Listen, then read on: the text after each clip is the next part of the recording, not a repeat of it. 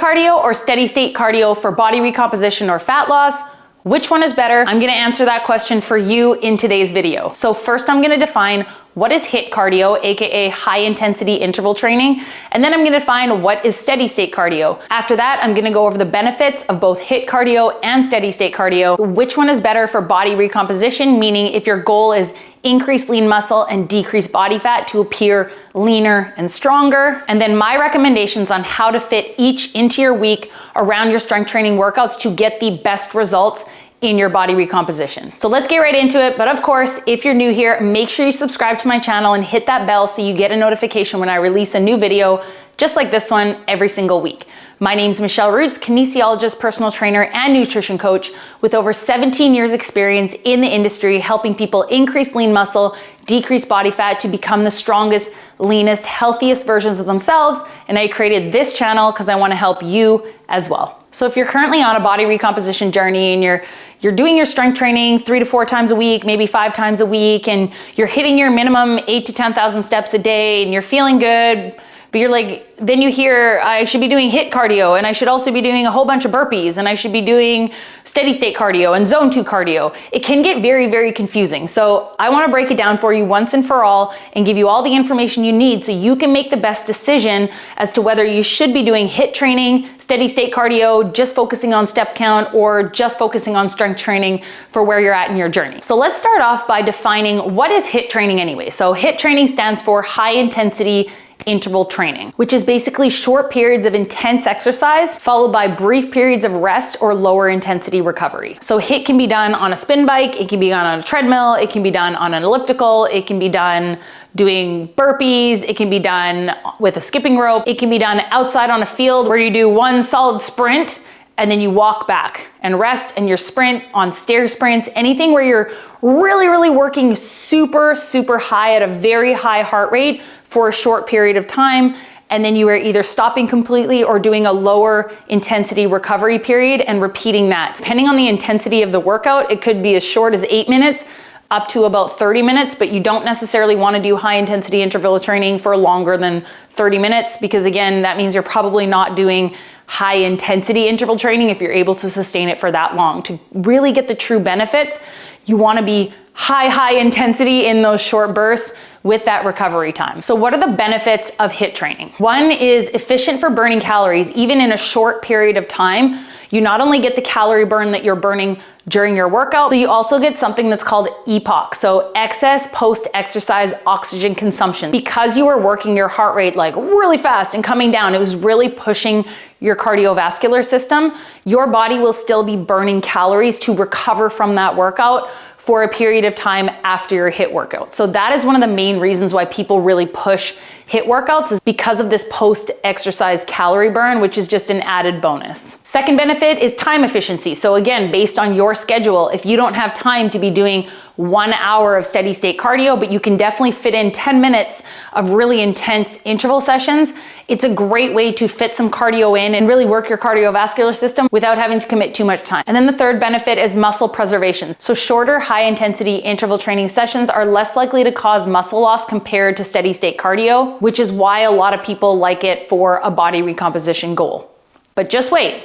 Wait till I talk about steady state. Don't make up your mind just yet. So now we know about HIIT. Let's define what is steady state cardio, also known as LIST, low intensity steady state cardio. This is basically defined as working at a moderate intensity for a longer period of time, such as 30 to 60 minutes. I just want to take a minute to thank today's video sponsor, Element, one of my go-tos for replenishing my electrolytes after sweaty workouts. Electrolytes are so important for so many functions in the body, including hormonal regulation, nutrient absorption, and fluid balance. Sometimes water just isn't enough, and Element has the perfect balance of 1,000 milligrams of sodium, 200 milligrams of potassium, and 60 milligrams of magnesium. And better yet, 0 artificial sweeteners, 0 sugar, so no junk. Element can help prevent and eliminate headaches, muscle cramps, fatigue, sleeplessness, and other common symptoms of electrolyte deficiency. Right now, Element is offering my listeners a free sample pack with any order. That's 8 single serving packets free with any Element order. Go to drinkelement.com/Michelle.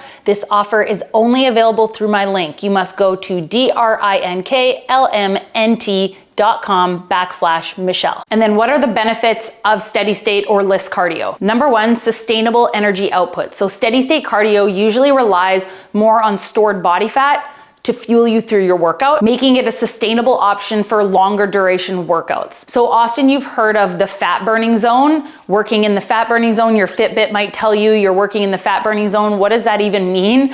Basically what we like to call it is zone 2 cardio, or at least what I like to call it is zone 2 cardio. And I made an entire video talking all about zone 2 cardio right here. I'll link that in the description below if you want to know even more details about steady state cardio and the fat burning zone. Second benefit of steady state cardio is reduced risk of injury. Low intensity steady state exercises such as walking or cycling are less impactful than say sprinting, burpees, squat jumps, plyometrics, where you're pounding a lot more on your body versus just walking at a faster pace or walking on an incline on a treadmill, or again, cycling outside or on a spin bike. There's less risk of injury, but also less recovery time needed. So one thing I forgot to mention in the HIIT training workouts is when you're working at a super intense rate, your body is gonna need time to recover after those workouts, whereas steady state cardio, you don't necessarily need recovery time. It's not gonna make you more hungry. You don't need to take a recovery protein shake after your steady state cardio session. So that's another benefit kind of added into benefit number 2. And then benefit number 3 is stress reduction. So one thing people often don't think about, whether they're on a body recomp journey, weight loss journey, fat loss journey, whatever it is cortisol levels. So if you are someone who has a very intense job, you have a very stressful life, and you're not sleeping very well, so your cortisol levels might already be pretty high, and then you go and ram your body into the ground doing really intense HIIT workouts, a bunch of burpees, squat jumps, stair sprints, because, you know, no pain, no gain. But all that is gonna do for you is just continue to boost your cortisol levels up. And again, it's not a bad thing, but based on your current situation, if you are already someone who has fairly high cortisol levels, this is already gonna make it more difficult on a fat loss or a weight loss journey. And then if you go and ram your body into the ground, doing all these super intense HIIT workouts, that's gonna be very hard on your body and add more stress to your body. There's a possibility it might have a counterintuitive effect. That's where low impact steady state cardio can be great for stress reduction. So now you know the benefits of both HIIT training and steady state cardio. They both sound great, but how much of each should you be doing? Which one should you be focusing on to supplement the strength training workouts you're already doing with the goal of seeing a body recomposition? So increasing lean muscle, decreasing body fat. So quite frankly, my first answer is both. But here's where I'm gonna help you decide based on your current situation. So let's look at scenario 1. If you are someone who has never tracked your calories before and you're just starting this journey where you've started tracking calories, you're really focusing on increasing your protein intake, and you've committed to maybe 3 or 4 days of strength training in a structured program where you're applying progressive overload with the goal of building muscle. I would say this is your main focus right now. And what I like to tell people is the cardio is something that we keep in our back pocket as a tool. So when you're just starting a journey, there can be so many factors that come into play. But if you don't master the basic habits first, tracking your calories, hitting your protein goal, getting your strength workouts in consistently week after week, challenging yourself, applying progressive overload, hitting your minimum 7,000 to 10,000 steps a day, sleeping, drinking your water, all of those things first. Don't worry about the HIIT cardio and the steady state cardio, because if you can't master these things first, that cardio is not really gonna do anything for you if you don't have the basic habits locked in. With this scenario 1 person, if this is you, I would say wait until you have all of those habits I just listed locked in. Once you are doing that consistently week after week, and you're like, okay, I'm ready, I've locked that in, I'm consistently doing all of these things every single day, or at least 80% of the week, now I'm gonna add something else in. And basically what I like to advise people is look at your week.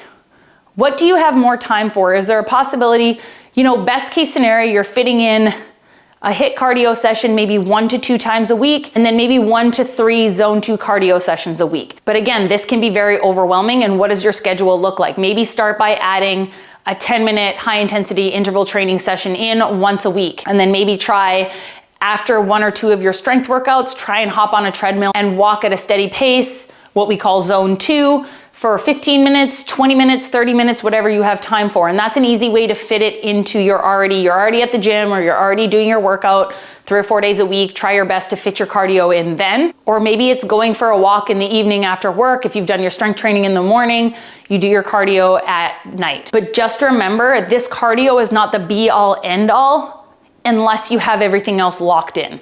So making sure you have that first, then you use that as a tool in your toolbox to add in as you go on your journey. Now let's look at scenario 2. You have all those things locked in. Maybe you have been doing cardio, but you haven't been doing HIIT training. You've only been doing steady state cardio maybe twice a week, but you're not necessarily seeing those fat loss results that you had hoped for. I would say this is where you go into your toolbox and you pull out that HIIT training. You look at your schedule, where can I fit in 1 to 2 high intensity interval training, not substituting for your strength training. Again, this is the most important. We just sprinkle the cardio around the strength training. Maybe it's on a Saturday morning, you can fit in some sprints on a field outside. Maybe it's, again, after maybe an upper body strength day, you're gonna go on the treadmill and do 30 seconds of sprints, 1 minute recovery jog for 10 minutes. That's a great way to get yourself started. Maybe you're gonna find a follow along HIIT workout video on YouTube that's 15 minutes or 20 minutes long. I have a few already on my channel. I'll link a couple in the description below. So this is where you kind of look at your week and figure out what would work best for you. But in a perfect world, for body recomposition, strength training 3 to 5 times a week, 1 to 2 high intensity interval training sessions lasting between 10 to 20 minutes, and then 2 to 3 zone 2 steady state cardio sessions lasting 30 minutes to even up to an hour if you have the time. And that would be a great kind of starting point. So I guess to answer the question, which is better, HIIT training or steady state cardio for body recomposition? The answer is both. They both have amazing benefits, not only for heart health, but again, based on your schedule, if you are crunched for time already, maybe adding in high intensity interval training is better because it's only 10 to 15 minutes.